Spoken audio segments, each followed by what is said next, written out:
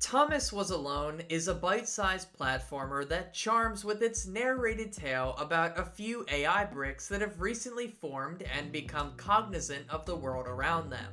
The sticking point for many of those who enjoy the game won't be its intelligent platforming puzzles, but instead how the game brought seemingly lifeless quadrilaterals, well, to life.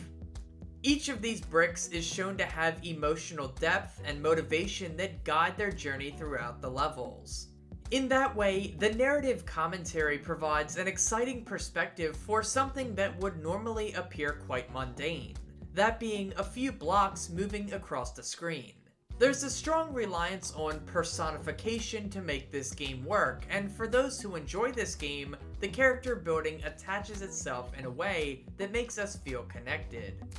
And so today, in this bite-sized episode of Psychology of Gaming, the series where we look at how psychological principles are worked into games and how games can affect us psychologically, we take a quick look at Thomas Was Alone and why its personified blocks leave a lasting impact.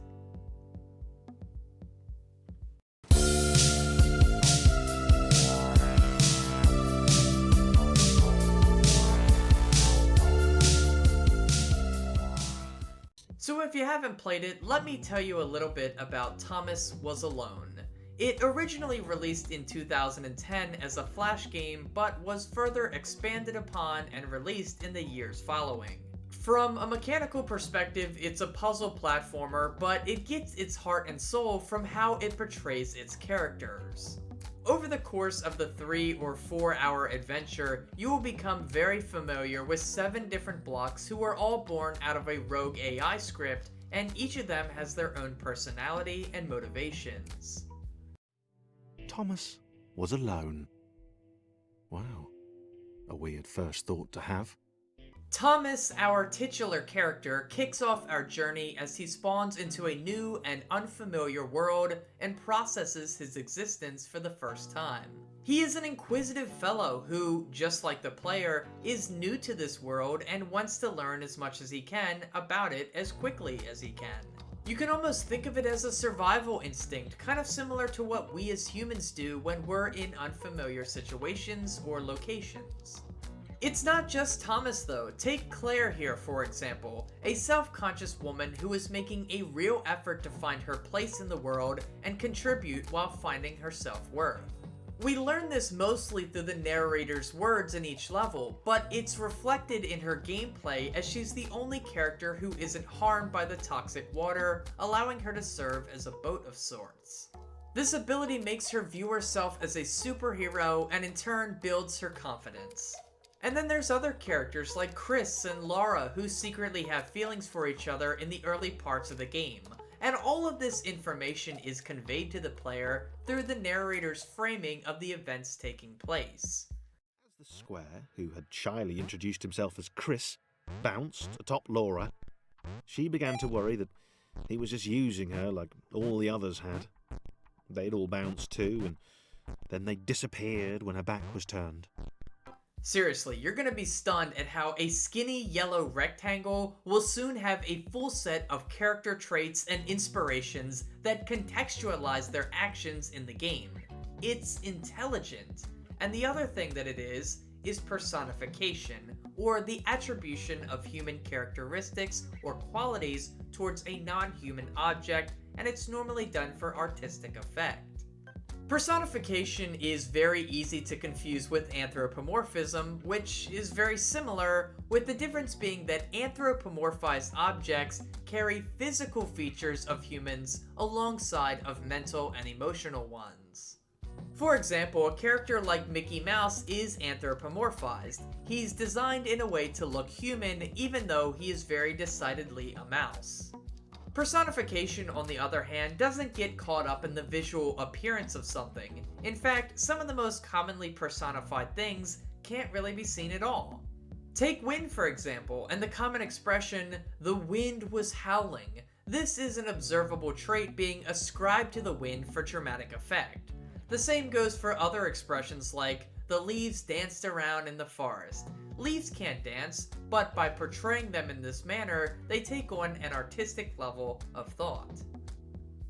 Personification is exactly what occurs during Thomas Was Alone, as these quadrilaterals come to have very human traits that are lengthened and investigated throughout the title. They each develop personalities that forces the player to see them in a new light, and simple things like jumping are ascribed to them as physical observable traits. They take on a new meaning, and by the game's end, a lot of players are going to feel a connection to these beings, at least a few of them, even though they share no physical traits that would have us identify them as human. Personification ends up being a powerful tool not only in video games, but also across the greater literary community because it has that power to draw emotion out of us.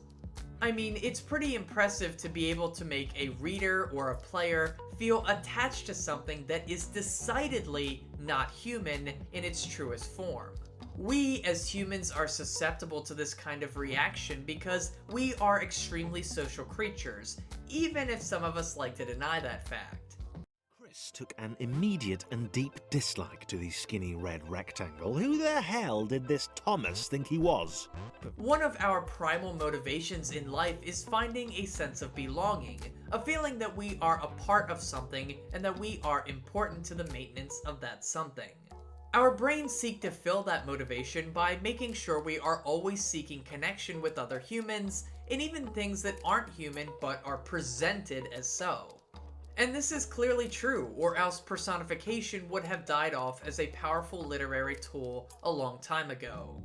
By personifying things, we as humans can form a connection to them and begin the process of sympathizing or empathizing with them if we are able to see a part of our life journey reflected in them. Whether it be a connection formed through a shared interest or a similar experience, we actively seek out these types of bonds and connections because they help us in validating ourselves, our roles, and our beliefs. And this is what makes Thomas Was Alone such a powerful experience, because it proved, once again, that with the proper writing, humans can be tricked into identifying with something as simple as a four-sided shape with a color. Anyway, if you've never played Thomas Was Alone, I recommend checking it out, especially if you already enjoy puzzle games. I've really done my best to not give away too much in this short video, so feel free to dive into it for yourself. If you enjoyed this video, consider checking out some of the others in the Psychology of Gaming playlist as it continues to expand. Thank you so much for watching. Please leave a like if you enjoyed the video, consider subscribing for more, follow me on Twitter at NopNapNarp, and as always, have a nice day, and take care.